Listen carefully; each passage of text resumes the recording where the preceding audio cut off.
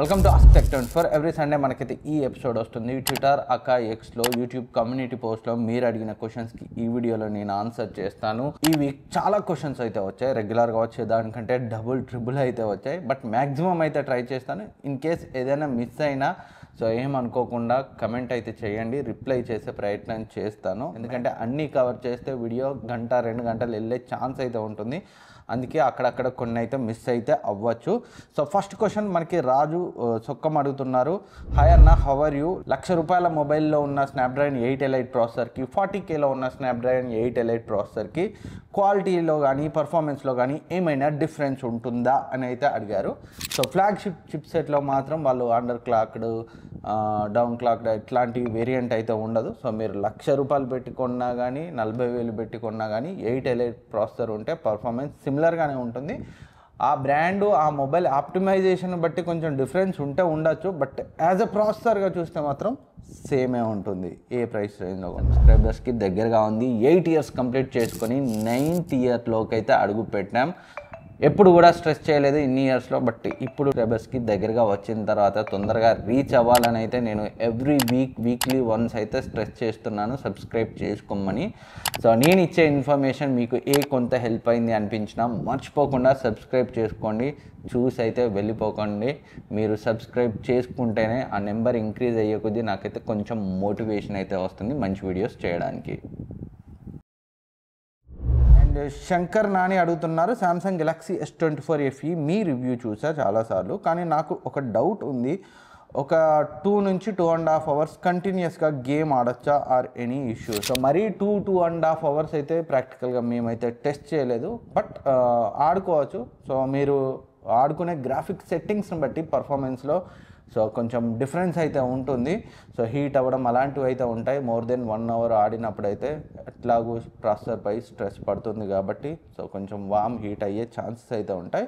So performance highest priority అయితే మీకు Snapdragon 8s Gen 4తో వేరే మొబైల్ ఆప్షన్స్ అయితే ఉన్నాయి. iQOO Neo 10, Poco F7 లాంటివి ఉన్నాయి. సో వేరే గేమింగ్ హైయెస్ట్ ప్రయారిటీ కాకుండా ఆల్రౌండర్ కావాలనుకుంటే కొంచెం బ్యాటరీని సాక్రిఫైస్ చేస్తే మాత్రం S24 FE సో బెస్ట్ ఎక్స్పీరియన్స్ని ఇస్తుంది. నెక్స్ట్ క్వశ్చన్ పెగా అడుగుతున్నారు, Oppo Reno is worth it for 35K, looking for camera display. So దానికంటే మీకు వివో V సిరీస్ బెటర్గా ఉంటుంది. సామ్సంగ్ S24 FE చాలా బెటర్ కెమెరా సో దానితో పోలిస్తే. అండ్ మరొక క్వశ్చన్, రియల్మీ 13 Pro Plus ఫ్లిప్కార్ట్లో 26,000, అమెజాన్లో 22,000, మై జియోలో 21,000 ఉంది. సో ఎందుకు ఇంత ప్రైస్ డిఫరెన్స్? రిఫర్బిష్డ్ ఇష్యూస్ ఏమైనా ఉన్నవి సేల్ చేస్తారా అని అయితే అడిగారు. సో అండ్ మరొక క్వశ్చన్ కూడా అడిగారు, ఈ మంత్ 12th స్టార్ట్ అయ్యే సేల్కి సంబంధించి బెస్ట్ డీల్స్ వీడియో అడిగారు. డెఫినెట్గా వస్తుంది. అండ్ 13 Pro Plus డిఫరెంట్ సైట్స్లో డిఫరెంట్గా ఉంది. సో ఏమైనా రిఫర్బిష్డ్ అనేది అయితే అడిగారు. అలాంటిది ఏమీ ఉండదు. ఎట్లాగో మీకు ప్యాకేజ్ వస్తుంది కదా ఒకసారి అయితే, ఎందుకైనా మంచిది మీరు చెక్ చేసుకోండి. So Amazon, my Jio, Flipkart ఇవైతే trusted sellers. And next question మనకి విలేజ్ రిచ్ ఫుడ్స్ అడుగుతున్నారు, 35,000లో బెస్ట్ మొబైల్ చెప్పండి అని అయితే అడిగారు. సో ఆల్రెడీ మీకు మన సబ్స్క్రైబరే రిప్లై కూడా ఇచ్చారు. గేమింగ్ మీ ప్రయారిటీ అయితే Poco F7 or iQOO Neo 10, లేదు 35,000లో సామ్సంగ్ S24 FE కూడా బెస్ట్ అని సో రిప్లై అయితే ఇచ్చారు. పర్ఫెక్ట్, నేను ఏదైతే ఆన్సర్ చేస్తానో అదే ఇచ్చాడు. సో మీ ప్రయారిటీ గేమింగ్ అయితే మాత్రం సో ఆ ఆప్షన్స్ని అయితే ట్రై చేయొచ్చు. లేదు ఆల్రౌండర్గా కావాలనుకుంటే కొంచెం పర్ఫార్మెన్స్ సాక్రిఫైస్ చేయగలిగితే S24 FE.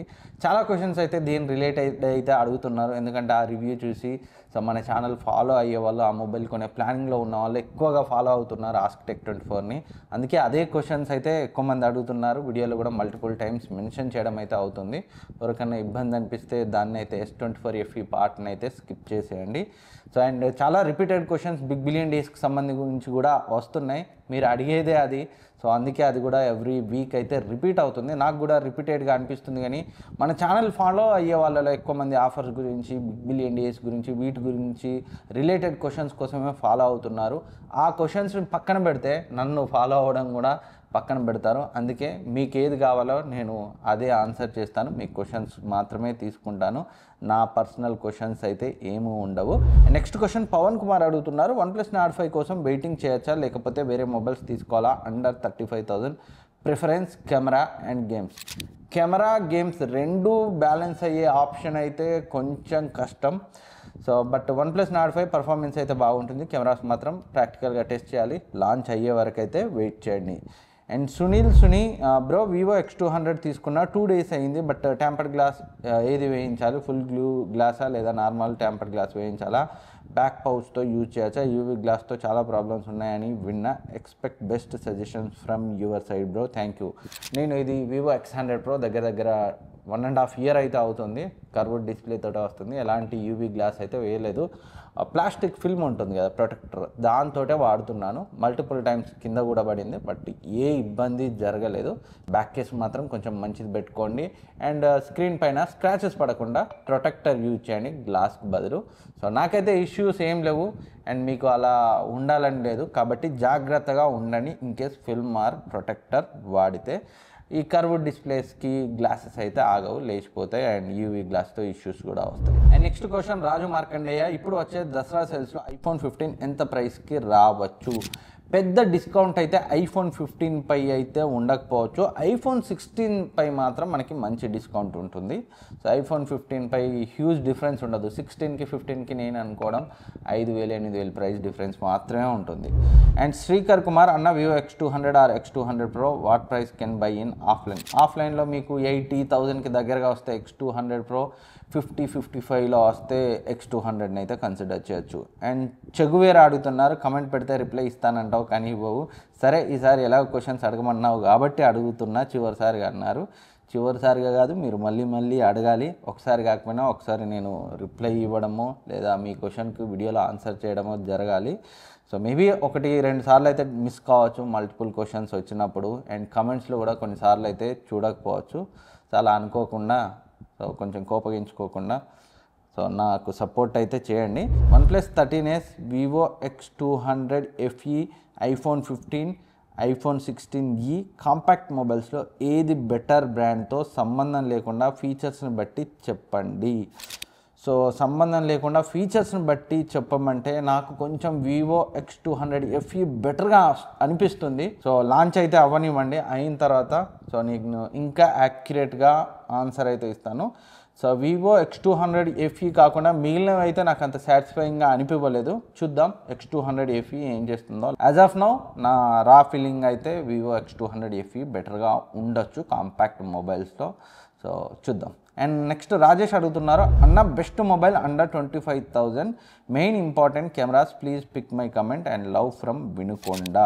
సో అండర్ 25,000లో బెస్ట్ కెమెరా అంటే నథింగ్ ఫోన్ 3A ప్రోని కన్సిడర్ చేయండి. అండ్ అది కాకుండా మీకు Realme 13 Pro Plus, 14 Pro Plus అవి కూడా అదే ప్రైస్ రేంజ్లో వస్తే సో చాలా మంచి కెమెరా పర్ఫార్మెన్స్ అయితే ఉంటుంది. అండ్ అశ్విత్ రెడ్డి కూడా అడుగుతున్నారు, Samsung Galaxy S23 versus S24 FE versus S24, what would be the expected price in BBD and good deal?